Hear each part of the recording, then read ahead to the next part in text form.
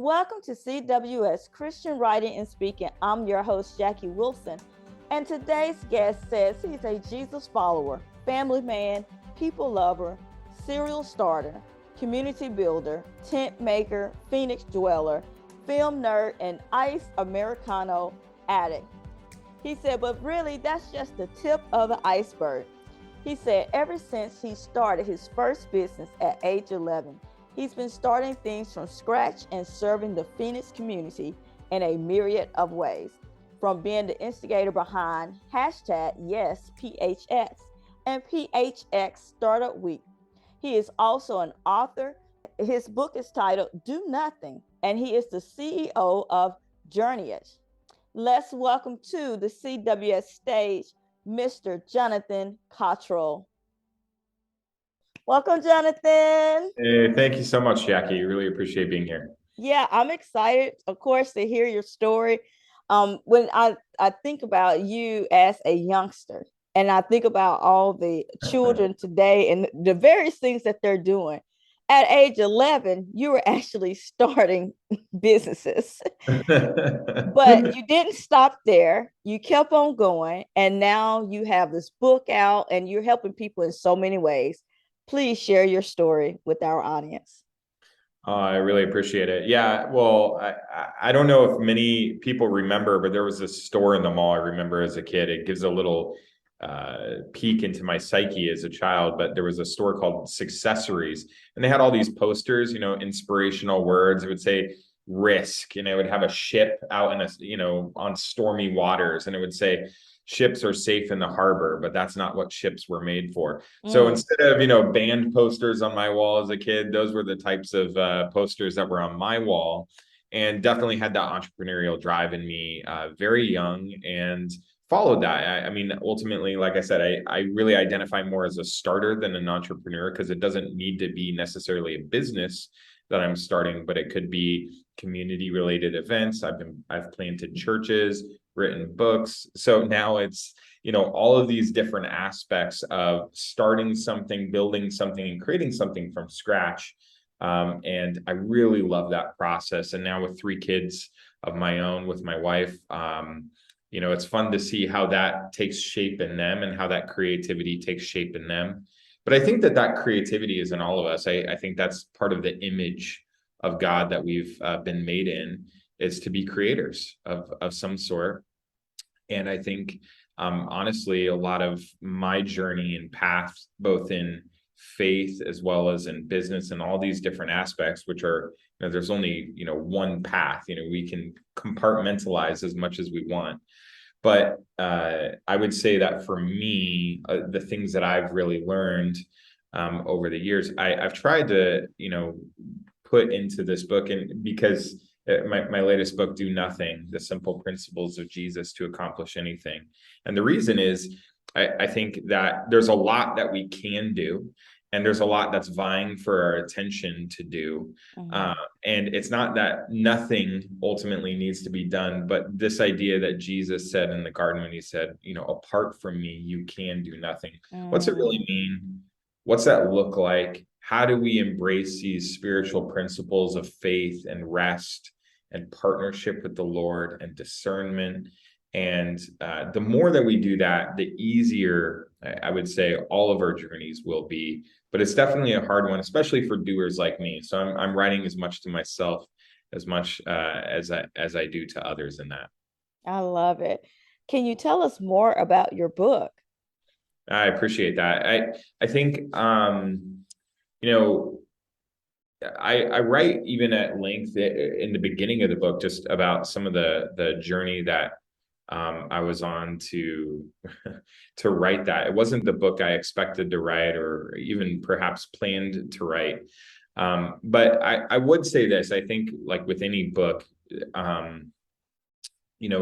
you can, there's a great deal of effort that you can put into that, but it really felt pretty easy to write once it started flowing. And I do feel like there was such a partnership with the Lord that he allowed for. And there were a lot of events in my life that orchestrated the opportunity to that. And it really was during a pretty lengthy Sabbath period, I would call it. I didn't expect that. It kind of came on the tail end of a really difficult period of time of even just entering into some depression and some other just unexpected events that were occurring in my life. And so, there's this quote by a mathematician, John Tukey. He says, an approximate answer to the right question is worth a great deal more than a precise answer to the wrong question. And so I think for me, it's very easy to, again, start thinking about perhaps the wrong questions.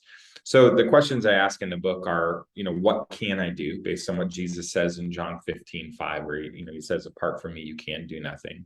And the next question go through answering is, how do I do nothing? Like, what's that actually look like based on Hebrews 4:11? Hebrews talks about, this idea of rest and striving to enter that rest, which is a fascinating concept. Strive and rest, like how do those work together? The third question is, what is Jesus doing? It's not just what would Jesus do, but what's he doing today actively? He's a living person. And even Jesus said apart from his Father, he could do nothing. He couldn't say anything except that which he saw or heard the Father saying. So Jesus lived in this way. How do we live in that same way that he did? How do I work with Jesus? That's a question. This idea of like walking the faith based on like Ephesians 2:10. And last but not least, what is God's plan for me? If we really trust this idea that he who began a good work in us will be faithful to complete it, like Philippians says, are we able to trust that and really rest in the authoring and finishing work of Jesus? Yeah, I love it. What can God do with you? That's ultimately what I'm hearing. What can God do with you? And will you trust him to do it? I love it, Jonathan. Jonathan, what is next for you?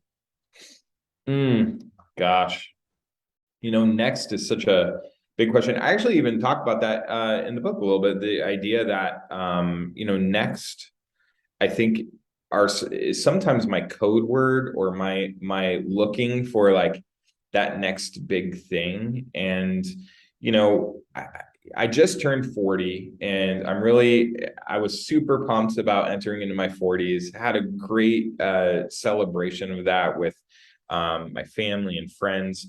But I think, really in this season right now, I'm trying to just maximize the time that I have with the people around me. And my older two kids are teenagers. My youngest is 11. So I have an 11, 14, and 16-year-old. And my wife and I feel like we're really in a season of just maximizing that time, really enjoying this season with our children, but also just with our church community and also in the world. I'm the CEO of a company called Journeyage, and I'm thankful for how the Lord's blessed that. But I think that in looking at that too, we've been in a season of saying, how do we continue to expand our hearts and our opportunities in the world to just serve and to be a blessing, and to also just let our kids especially experience more of that world too. So this summer we lived in South Africa for the summer with our kids, and that was really exciting. And this coming summer we're planning to live in Thailand, and we're just really getting a broader perspective and letting the Lord enlarge our hearts to see more of the people, to experience more of the kingdom of God in all those different parts of the world. And it's been a blessed time. I love it, Jonathan. And just such wonderful experiences for your children and just your family as a whole, and what they'll bring back from those experiences. So I applaud you and your wife for doing what you're doing. How can people connect with you and stay abreast of everything that you're doing and just be a part of your experience? Well, I really do love just connecting with new folks. So it's been exciting just with the book in particular. Just at the tail end of the book, I even have my phone number in my about section, just and I say, hey, text me, call me, would love to hear from you. And so it's been fun to hear from people I don't know, from people in other parts of the world that have gotten a hold of that. And that's been a unique experience to just connect with other believers and hear how the Lord is working in them. Because I think in all of us, there's something that the Lord's doing, and sometimes we're more interested in what He can do through us and what He wants to do in us. But Mm. fun to just connect with other believers and hear how the Lord is working in them. And that's really exciting. So if people want to connect with me, I'm very accessible to get the book. My phone number is at the back. If you go on my website at jonathancottrell.com, there is, my connection information is there. And then to learn more about that book, actually, people can just visit icandonothing.com, and they'll learn more about the book. And again, there will be more ways to connect with me as well. Thank you for sharing that information, Jonathan. As we wrap up your interview today, I would love for you to just take this opportunity to give the audience a final word. If they took nothing else from what it is that you said today, what is the one thing you feel like they should do and implement into their life immediately? Well, I'll say this, two things.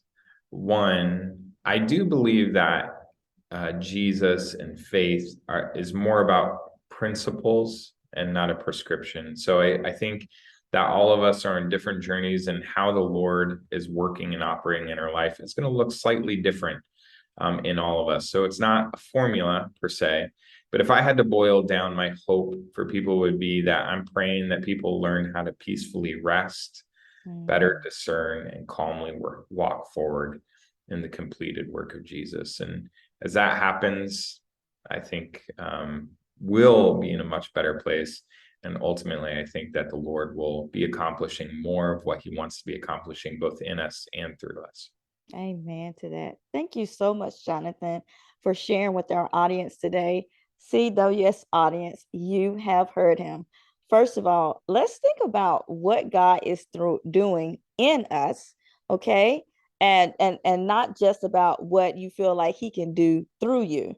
Because I do feel like a sense of pride that can come about if you're just thinking about, oh, the Lord is doing this through me.